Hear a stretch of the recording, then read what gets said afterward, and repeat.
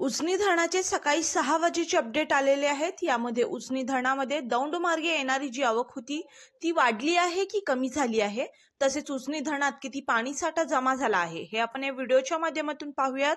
त्याआधी मंडळी, जर तुम्ही आमच्या हॅलो बळीराजा चॅनलला सबस्क्राइब केला नसाल तर सबस्क्राइब करा, जेणेकरून आमची अपडेट तुमच्यापर्यंत लवकर पोहोचतील। आज गुरुवार 27 जून सकाळी 6 वाजता आलेल्या अपडेटनुसार उजनी धरणामध्ये 3102 क्युसेकने पाणी जमा होत आहे।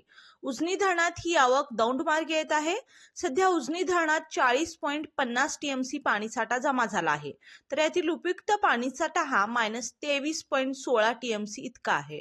उजनी धरण सध्या -43.24% आहे, तर उजनी धरणामध्ये मागील 19 दिवसात जवळपास 8 टीएमसी पाणी जमा झालं आहे, तर उजनी धरण 18% वधारलं आहे।